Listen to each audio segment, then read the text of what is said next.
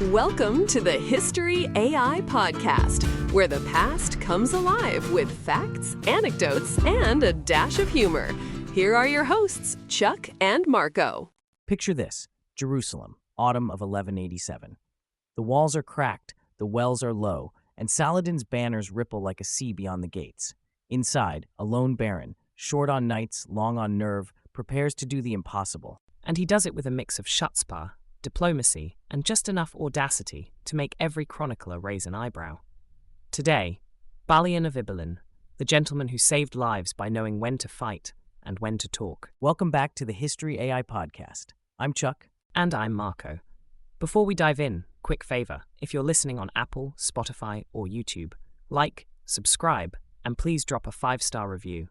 It seriously helps new listeners find the show. Also stay tuned after the episode for the original song, Keeper of the City of Peace. Couldn't matter more. Okay, housekeeping. We use the latest AI architecture under the hood for fast, balanced research and crisp delivery. And all our episodes are evergreen. Queue them up anytime, and they'll still hit. Today we're telling the story of Balian of Ibelin, lord, negotiator, and the steady hand during one of Jerusalem's worst crises. A man who had enough audacity to make every chronicler raise an eyebrow. Let's go. Let's set the table. Balian of Ibelin shows up in the sources in the early 1140s, third son of Barasun, self-made nobility in a kingdom where land was earned with service. By the time Balian's an adult, the Ibelins control a modest but strategic patch. Think crossroads between the coast and Jerusalem. Not the fattest coffers, but a priceless address. And the family brand is competent and sane. His brothers Hugh and Baldwin help cement that. In a small kingdom, reputation is a weapon. You trade on trust as much as you trade in grain. The power-up comes in 1177 when Balian marries Maria Komnene, the Byzantine-born former queen and widow of King Amalric I. That's not just romance, it's circuitry. Overnight, he's stepfather to Princess Isabella, future queen, and plugged into the Komnenian network.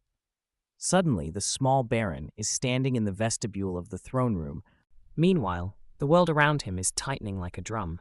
In the Latin East, the ports, Acre, Tyre, Jaffa, are the lungs of the kingdom, breathing trade with Genoa, Pisa, and Venice. The Templars and Hospitallers are building fortresses and influence, sometimes cooperating, sometimes acting like states within a state. To the north and east, Byzantium under Manuel I Komnenos is the heavyweight ally, diplomat, sometime patron, sometimes scold. But after his death in 1180, the empire's focus wobbles, and the Crusader states lose a stabilizing grown-up in the room. Remember Myriokephalon in 1176? Manuel's setback against the Seljuks, another sign the empire can't be everywhere at once. On the Muslim side, the chessboard is getting very organized. Nur ad-Din's legacy of unifying Syria meets Saladin's rise. Egypt brought under Ayyubid control, then Syria. By the mid-1180s, Saladin isn't raiding, he's choosing battlefields. He's also pitching a moral revival that rallies emirs behind him. That's bad news for a fragmented Jerusalem. And fragmented is the word. In Jerusalem, court politics splits into Team Guy of Lusignan versus Team Raymond of Tripoli. Strategy becomes personal, truce or no truce, tax or no tax. Balian gravitates to the pragmatic middle. Keep roads open, don't waste the field army, and never close a door you might need for a truce. He's not just talking policy, he sees action. In 1177, the same year as his marriage, Baldwin IV's army wins big at Montchazard, catching Saladin off guard. It buys the kingdom time and teaches a lesson Balian will keep. Strike when it matters, avoid heroics when it doesn't. Day to day, he's the archetype of a working lord. Charters, castle upkeep, escorting caravans, settling disputes, drilling men-at-arms. That steady competence is why people listen when he speaks, even if he isn't the richest baron at the banquet. Which sets up the moment of truth. When Hatton explodes in July 1187, and the kingdom's backbone snaps, the city of Jerusalem won't be hunting for the loudest knight with the shiniest helm. They'll look for the guy whose word holds. That's Balian. Exactly. He's the connective tissue, family ties to the crown, credibility with rival barons, and crucially, respect from the enemy camp. In an era obsessed with glorious charges, Balian's superpower is simpler. People believe him. And that's the currency that can still buy options when everything else is on fire. Before the walls of Jerusalem start shaking, the board is already set for checkmate. In the 1180s, the Latin East looks stable on a postcard, ports humming, pilgrims arriving, but under the varnish it's brittle. Power has pooled into two rival camps: Guy of Lusignan, the controversial king by marriage to Queen Sibylla, and Raymond III of Tripoli, the seasoned cousin who thinks Guy's all hat, no cattle. Every debate, taxes, treaties, troop movements, turns into a referendum on which faction you back. And while the Franks argue, Saladin finishes knitting together his coalition. He's unified Egypt and Syria under the Ayyubids, brought Aleppo into the fold, and keeps pounding the same strategic drum: don't waste men on stone, destroy the field army first, then the castles will fold. He's also framing the whole enterprise as a pious project, which means when he calls, emirs show up. Meanwhile, geography is destiny. The kingdom's lifeline is the coast: Acre, Tyre, Jaffa, where Italian communes bicker over tariffs but keep the trade money flowing. Inland, it's a different story: long, thirsty roads and a thin defensive line of castles. The greatest leverage sits out in Ultra-Jourdain, the twin fortresses of Kerak and Montreal, controlling caravan routes between Syria and Egypt. Whoever commands those can throttle commerce or provoke war at will. Enter the agent of chaos, Reynald of Chatillon, lord of those very fortresses. When the crown makes a truce with Saladin, Reynald treats it like a suggestion. He raids caravans, even talks about launching ships on the Red Sea to harass Muslim ports. It's swashbuckling until it isn't, because each stunt hands Saladin moral ammunition and a casus belli. Inside Jerusalem's court, the problem is succession. Baldwin IV, the leper king, keeps the ship upright with sheer will, but he knows his time is limited. He crowns his young nephew Baldwin V to safeguard the line, with a regency structure that leans toward Raymond's caution-first politics. That buys a brief, blessed truce in 1185. Breathing room, grain stocks, repairs to walls.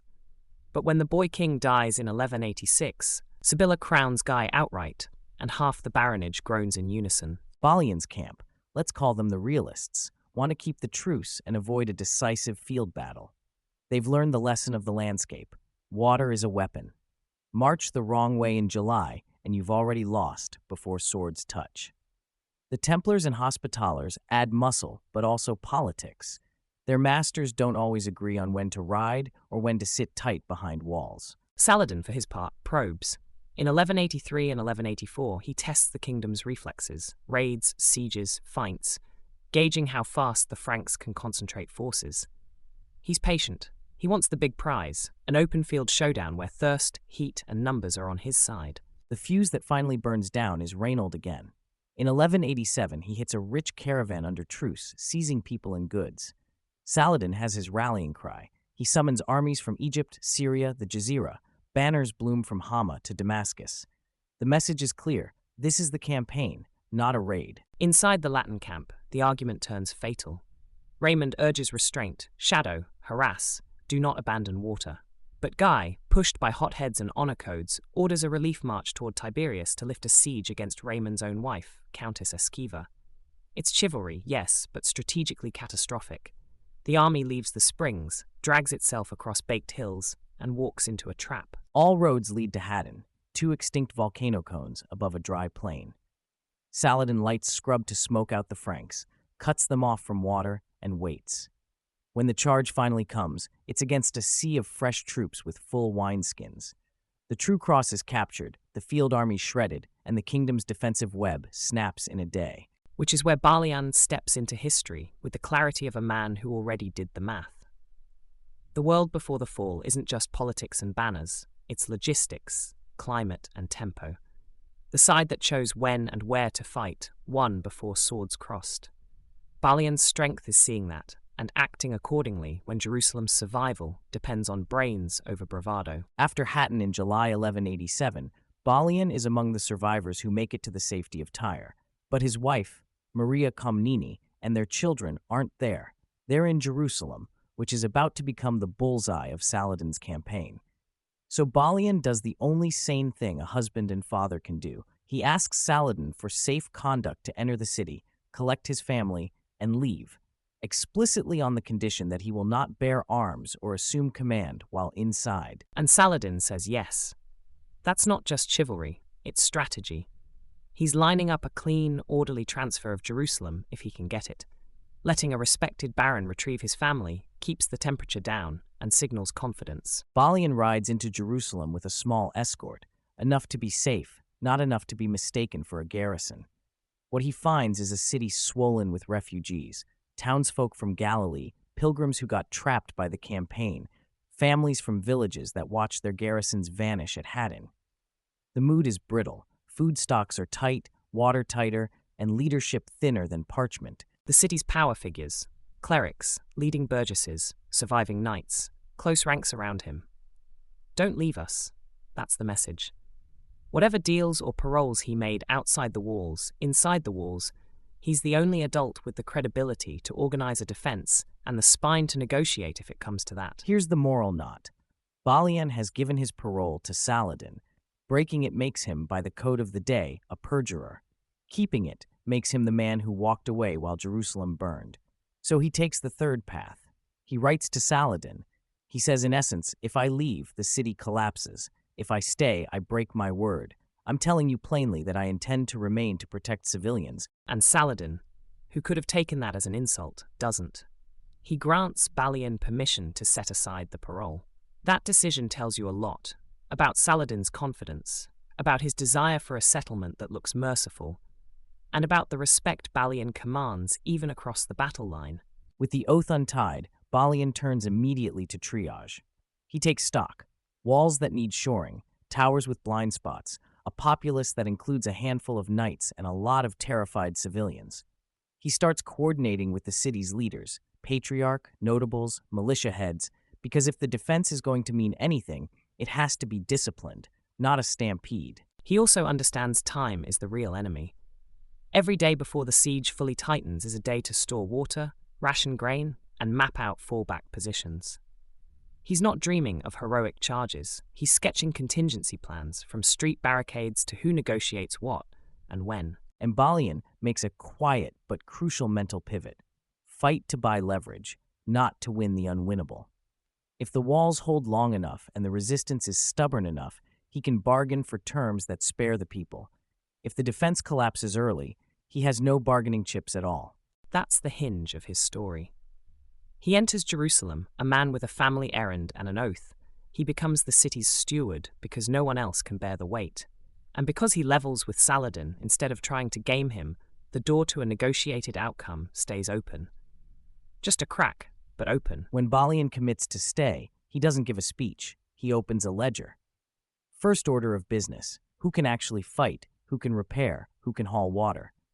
The city has a handful of knights and professionals, but mostly it's craftsmen, pilgrims, and merchants. So he does the radical, practical thing. He knights dozens of reliable townsmen, burgesses he trusts, to create a backbone of small unit leaders. It's not pageantry, it's project management with swords. And it changes the chemistry. Those new knights can command sections of wall, keep panic from turning into stampede, and coordinate with the city militia. Meanwhile, Balian is everywhere, walking the parapets, checking towers, eyeballing blind spots along the northern circuit, which everyone knows is the most vulnerable stretch. Repairs go into overdrive. They scavenge timber for bracing, stack rubble into traverse walls behind weak points, and stage reserve materials, planks, rope, pitch, where runners can grab them. Water is rationed. Archers are rotated in short shifts so they don't burn out. The goal isn't to look heroic, it's to be predictably stubborn day after day. Outside the walls, Saladin lays out the chessboard with frightening efficiency. Siege engines roll up, sappers start driving tunnels under towers, and detachments probe for a response. He positions heavy artillery to pound the northern face, between gates that had seen better decades, and aims to crack morale before he risks a general assault. Balian counters with small sorties, quick night hits to spike mangonels, burn fascines, snatch prisoners for intel, then back inside before the net closes. It's mosquito warfare, but it buys time and keeps the besiegers honest. Inside the city, he standardizes alarms, one pattern for breach, another for fire, another for false rumor. In a siege, clear signals save lives. The pressure builds. Stone after stone comes down. The north wall starts to look tired, and the stacks of replacement rubble get lower. Food stretches thin. Balian leans on the patriarch and the city's notables to coordinate charity so the poorest don't turn desperate, because desperation detonates discipline faster than any catapult. Then comes the grind, a partial breach after a coordinated barrage and sap. Balian throws a reserve line across the gap, shields, pavises, anything that'll stand upright, and the defenders fight in a choke point to buy the Masons minutes. Minutes become hours, hours become a night's work to plug the wound. It's ugly, close in, and it convinces him of the obvious. They can defend, but they can't win. Which is where his real weapon comes out. Leverage through credibility. He requests parleys, and when he meets Saladin's envoys, the message is measured but cold. If you refuse terms, we fight street by street. We will torch stores, we will deny you intact holy places, and you will take a corpse of a city. It's not bluff for drama. It's the calculus of a commander who knows his people can make Jerusalem worthless at terrible cost. Saladin's aims are different. He wants victory and legitimacy, Jerusalem intact, a triumph without a massacre that poisons the story. So the talks bend toward terms. The city will surrender, inhabitants can ransom themselves at set rates, and time will be allowed to organize departures. Balian pushes hard for the poor, structured releases, supervised gates, and mercy funds so families aren't split at the last minute. Meanwhile, inside the city, Balian turns negotiator-administrator. He sets registration points, numbers the outgoing caravans, and posts guards to stop panic and profiteering. He even polices the church treasuries, because if the ransom system collapses under sudden missing funds, the whole deal could implode and bring the sword back down. On October 2nd, 1187, the gates open. The handover is tense but astonishingly controlled for a city that's just survived a full siege. Saladin's men raise their banners, Balian escorts groups to the gates, families file out with as much dignity as a broken world allows. Jerusalem changes hands not in a scream but in a long, exhausted exhale. And that's the mark Balian leaves. Not a miracle victory, but a managed survival. He converts fortitude on the wall into bargaining chips at the table, then spends every chip on human lives. In a century famous for charges and relics, his masterpiece is logistics, restraint, and the kind of courage that looks like paperwork. When Jerusalem falls in October 1187, Balian doesn't vanish into the credits. He escorts civilians out under the ransom terms, gets his own family clear, and gravitates to the next centers of resistance. Tyre first, because Conrad of Montferrat has turned it into a steel trap, and then the other coastal redoubts that still fly the cross. From that moment on, Balian's job description shifts. Fewer walls, more diplomacy, and triage. And the big stage is the coast. Acre, especially. It becomes the focal point of the counter-crusade, a grinding 2-year slugfest that starts with a ragged Frankish camp and ends with the mega siege when Richard I of England and Philip II of France arrive in 1191. Balian shows up in the paperwork and the tent-door conversations. Go-between, witness, fixer. He's the guy commanders send when you need a human bridge. He carries messages between Richard and Saladin, brokers prisoner exchanges, and works the ceasefire seams when everyone needs 48 hours to move wounded or bury dead. He's also one of the few locals who can tell the new arrivals what's real and what's wishful thinking, where the water is, which lords can be trusted, whether a truce clause actually binds anyone on Tuesday. Meanwhile, the royal succession crisis reaches a boil. The kingdom technically belongs to Queen Sibylla, but when she and her daughters die during the siege of Acre, legitimacy slides to her half-sister Isabella, Balian's stepdaughter. Isabella is married to Humphrey of Tauron, a mild, decent lord not seen as a wartime anchor. The baronage wants Conrad of Montferrat, the saviour of Tyre, as the political spine. Enter the most controversial chapter of Balian's career. With Maria Comnene, Isabella's mother, Balian pushes a legal ecclesiastical process to annul Isabella's marriage to Humphrey on claims of youth and coercion at the time of consent. It's not a snap decision. It's hearings, clerical rulings, and a lot of baronial arm-twisting. The endgame is clear. Free Isabella to marry Conrad, yoking legitimacy to military competence. Richard isn't thrilled. He's been leaning toward Guy of Lusignan, Sibylla's widower, partly for political convenience and partly to keep his own coalition tidy. But the locals, Balian included, see Guy as a spent force. The tug-of-war gets messy. Guy retains the title of king for a while, Conrad is recognized as de facto ruler, and after Acre falls, as the Baron's choice to wear the actual crown through Isabella. Through that turbulence, Balian keeps doing shuttle diplomacy. In 1191 through 1192, as Richard conducts razor-edged campaigns, Jaffa, Arsuf, the march on Jerusalem that always stops short, Balian turns up as envoy to Saladin, and as one of the local notables Richard consults when reality bites. Balian's advice is consistent. You can win battles, but holding Jerusalem without a stable hinterland and permanent garrisons is a different beast. That realism shapes the closing act. After years of seesaw, the war ends not with a coronation in the Holy Sepulchre, but with a truce in 1192. The coast from roughly Jaffa to Tyre stays in Frankish hands. Jerusalem remains under Ayyubid control, but pilgrims get access. It's a deal only a negotiator could love, and only a realist could achieve. And Balian's fingerprints are on the tone as much as the text. He's part of the ecosystem of trust, the man both sides send when you need guarantees that gates open at dawn and nobody accidentally loots the caravan. He's not dictating to kings, but he's steering outcomes, nudging hot tempers towards signatures, translating honor talk into workable clauses, and reminding everyone that maps look different in August heat. After the truce, the Ibelins don't fade.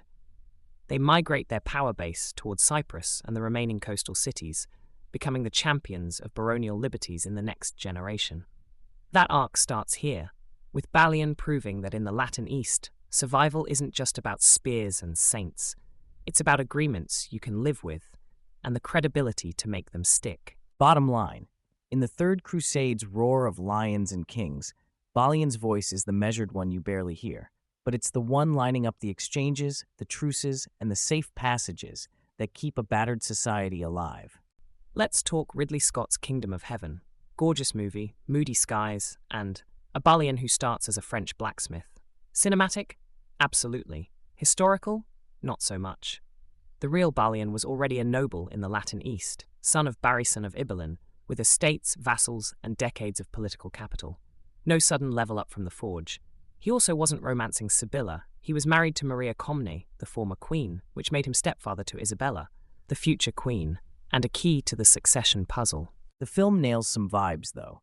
Baldwin IV as the brilliant, tragic leper king, that's on target. Reynold of Chatillon as the grenade with a beard, also fair. His caravan raids under truce are the kind of thing that gave Saladin moral dynamite. And the movie's fall of Jerusalem, Balian organizing a disciplined defense, negotiating to spare civilians, and Saladin behaving with calculated restraint, tracks the broad strokes. Where it drifts is structure and scope. The movie compresses a decade of factional politics, Guy of Lusignan versus Raymond of Tripoli, Italian communes, the military orders, into a cleaner, good people versus reckless people arc. It sidelines the chessboard of Ultra-Jourdain, Carac and Montreal that helped trigger the crisis, and it turns Ibelin into a rustic French village instead of a strategic lordship in the Levant. And the big personal switcheroo. On-screen Balian's authority comes from innate nobility and charisma discovered late. Real Balian's authority came from rank, networks, and receipts, years of charters, campaigns, and a marriage that plugged him straight into Byzantine and royal circuits.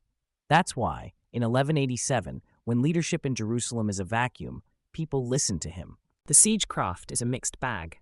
The film shows trebuchets and sapping, good, and it rightly focuses pressure on the northern wall, the weak side. It dramatizes the mass knighting scene. That's grounded in reality. Balian did knight townsmen, burgesses, to create small unit leaders. What's simplified is the slog, rotations, rationing, night sorties to burn for scenes, and the grim masonry work of plugging breaches under fire. Negotiations get the Hollywood zoom, but the core is sound. Balian's threat, street fighting, and the destruction of the city's value was credible leverage, not melodrama. Saladin's goal, victory with legitimacy, made terms possible, set ransoms, supervised departures, and attention to the poorest. The movie's iconic gesture, Saladin riding a fallen cross, captures that tone. Piety plus optics. After the credits, the divergence becomes a canyon. Film Balian drifts back to France to hammer horseshoes. Real Balian dives into the Third Crusade as a go-between for Richard I and Saladin, and into the succession endgame, helping free Isabella to marry Conrad of Montferrat so military competence and legitimacy could finally share a tent. He's present for truces, prisoner exchanges, and the 1192 settlement that keeps the coast Frankish while leaving Jerusalem under Ayyubid control, with pilgrim access. So, verdict.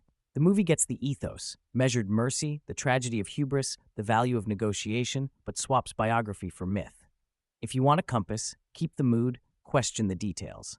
Real Balian isn't a lone wolf savior forged by grief. He's a seasoned baron who knew when to fight, when to bargain, and how to spend credibility like coin to save lives.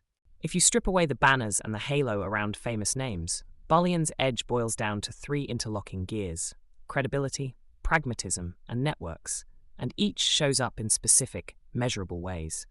First, credibility. Long before 1187, he's in charters, witnessing treaties, turning up as a reliable local commander. That paper trail matters. When he writes to Saladin admitting he'll break parole to protect civilians, that letter lands because his past behavior says, this man doesn't play games with oaths. Right, and credibility travels. Inside Jerusalem, panicked burgesses accept rationing and watch rotations because they trust the guy setting the rules. Outside, Saladin grants him room to act because Balian doesn't peddle fantasy. Credibility is like compound interest. You don't notice it until the crisis, and then it buys everything. Second gear, pragmatism. He consistently chooses the fight that purchases leverage, not applause. When he knights townsmen, it isn't to script a legend. It's to manufacture NCOs in a society that barely has them. When the breach opens, he throws reserves to hold minutes, not glory, because minutes are enough to stack rubble and reset the defense. Then, at the table, he trades that hard-earned resistance for terms that keep families together. That's a commander who's optimized for outcomes. I love the way he signals that pragmatism. Even his threats are calibrated. We'll make Jerusalem worthless if you refuse terms. Not chest-thumping, just a clear cost curve. That's negotiation with teeth, not theatrics. Third gear, networks. Balian isn't a lone hero. He's a node in overlapping systems. Byzantine ties through Maria Komnene, royal proximity via Isabella, working relationships with the military orders, and a reputation among Italian communes who keep the ports humming. During the Third Crusade, those connections let him function as translator of realities, telling kings what the map actually means, getting local barons to show up, and persuading Saladin's lieutenants that a clause will be honored at sunrise. And that network power peaks in the succession crisis. Getting Isabella's marriage annulled and re-wed to Conrad takes legal stamina, clergy who will sign, barons who won't bolt, and a moral argument that won't collapse under scrutiny. Only someone with Balian's web and his steady hands could thread that needle without blowing up the coalition. Zoom out, and you get a leadership profile that's rare in Crusader narratives: administrative courage. He's brave, sure, but the signature bravery is in ration cards, signal codes on the walls, and escort lists at the gate. He protects the future, pilgrim access, livable coastal enclaves, an heir with legitimacy, rather than torching the present for one shiny headline. Put that in modern terms, and it's a playbook. Build trust before you need it, measure success by lives preserved, and keep your alliances warm even when you don't immediately profit. That's how a small baron becomes the adult in the room when the room is on fire. Exactly. Balian didn't redefine chivalry with a charge. He redefined victory as survival with dignity. In the century of heroic last stands, he chose the rarer heroism, living to rebuild. I keep circling back to that moment with the parole. In a world where your word is your armor, Balian writes to Saladin and basically says, if I keep my oath, families die. If I break it, at least I can try to save them. That's not a loophole. That's a man stepping into a moral minefield. He isn't gaming the system. He's owning the cost of breaking a promise in order to keep faith with people who have no swords, no titles, and nowhere to run. And the reply matters. Saladin could have said, a vow's a vow, leave. Instead, he lets Balian set aside the parole. That's two enemies reading each other correctly. It creates a sliver of trust wide enough to drive mercy through. Inside the walls, mercy is logistics. Think about the triage board on Balian's table. Which cisterns still hold water? Which towers can stand another day of pounding? Which streets become escape lanes if the defense buckles?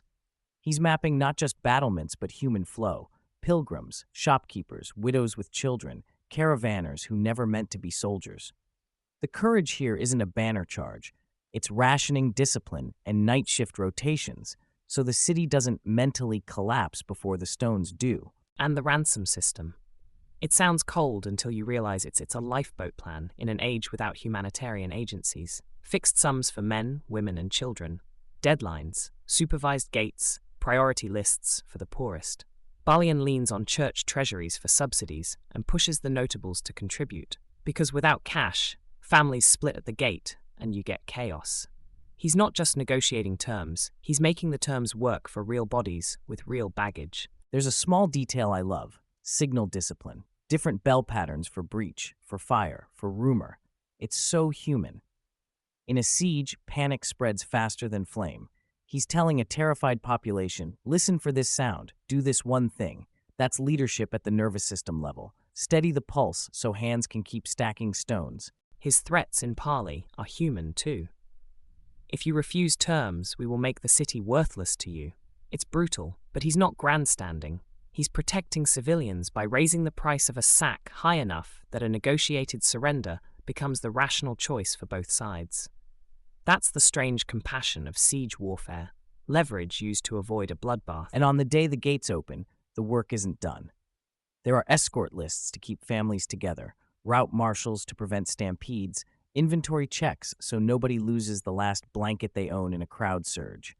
Picture Balian at the gate, calling names over the thud of drums and the creak of carts, while banners change on the walls above him. That's the human angle. Dignity managed minute by minute. We should say out loud, this isn't a modern fairy tale. People suffer. Some can't pay. Not every story ends with a reunited family. But measured against the norms of the age, when cities fell in flames and captives vanished, Balian and Saladin together carve out a narrow corridor of mercy and push as many people through it as time allows. And that, to me, is his legacy under the armor. Balian proves that honor isn't rigidity, it's responsibility under pressure. He bends an oath to keep a promise deeper than parchment, protect the powerless. He teaches that the bravest thing in a losing fight can be choosing the terms of survival, and then doing the paperwork that makes survival real. So what does the ledger say when we close the book on Balian? He likely dies around 1193, just as the dust of the Third Crusade settles. But the name Ibelin doesn't fade, it flowers. His marriage to Maria Comnene anchors royal proximity, his stepdaughter Isabella becomes queen, and his sons John and Philip inherit not only lands, but a playbook, survived by law, alliance, and credible force. And that playbook gets a sequel in Cyprus. After Richard sells, resells, and finally parks the island in Lusignan hands, the Ibelins pivot there. By the 13th century, you've got John of Ibelin, the old lord of Beirut, Balian's son, standing as jurist, statesman, and commander. He writes the massive legal compendium often called the Book of the Assizes, basically turning customary law into a user manual for barons and courts. Which matters when emperors come calling. In the War of the Lombards, that last from 1228 to 1243, the Ibelins spearhead the baronial coalition against Frederick II's imperial agents in both the mainland kingdom of Jerusalem and Cyprus. That fight isn't knights versus dragons, it's constitutions versus centralization. The Ibelins argue that kings rule with the law, not above it. You can draw a dotted line from Balian's negotiation-first mindset to a family defending baronial liberties a generation later. They also keep a hand on the practical levers: ports, courts, and marriages. And Ibelin is rarely the loudest knight in the hall, but they're always at the hinge, arbitrating disputes, witnessing treaties, ensuring that when the map shifts, their side lands on its feet. That's Balian's real legacy, a culture of governance inside a warrior aristocracy.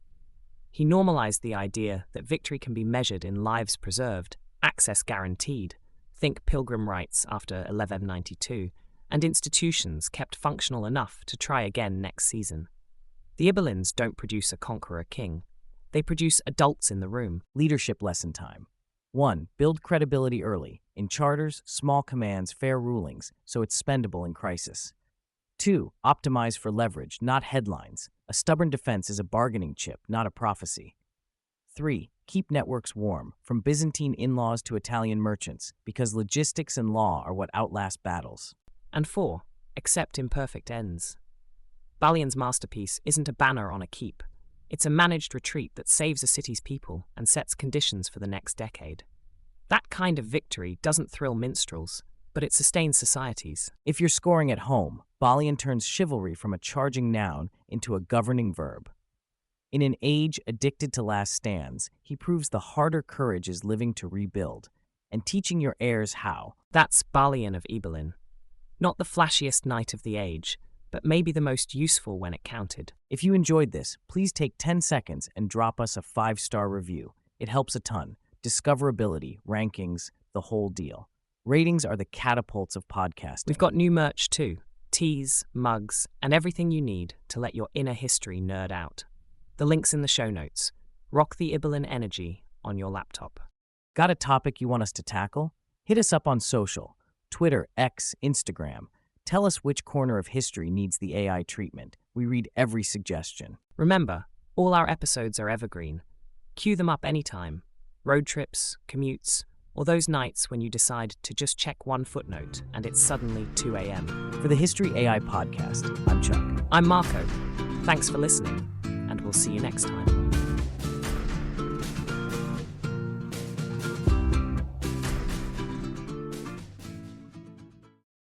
Born not to marble halls or thrones, just desert winds and dusty roads. A night no king had planned to raise,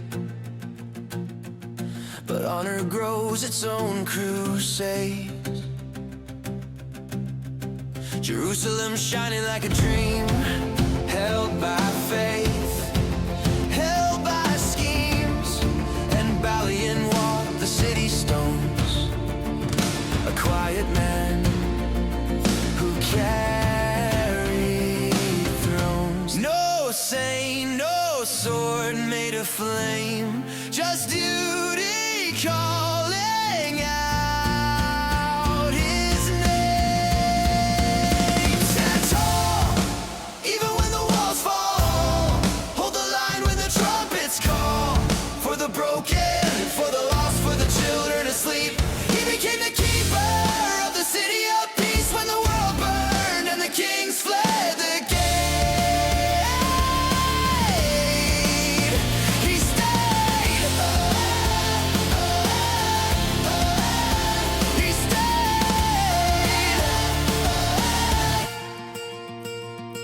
He saw the throne bought with a kiss, kings and queens in poisonous bliss. Guy and Reynold hunger fed, and Saladin at the gates of the dead.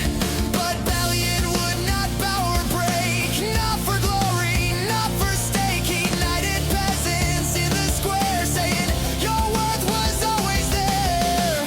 No crown, no promise of fame, just duty calling out his name. Stand tall, even when the walls fall. Hold the line when the trumpets call. For the broken, for the lost, for the children asleep. He became the keeper of the city of peace when the world burned and the kings fled the gate. He stayed. He stayed. He rode out to parley with the lion of the sand. No fear in his voice, no tremble in his hand. If my people fall, you'll find nothing here but ash. So the lion made peace, and he lowered his standard at last. Not victory, but dignity. Not conquest, but mercy. Stand tall,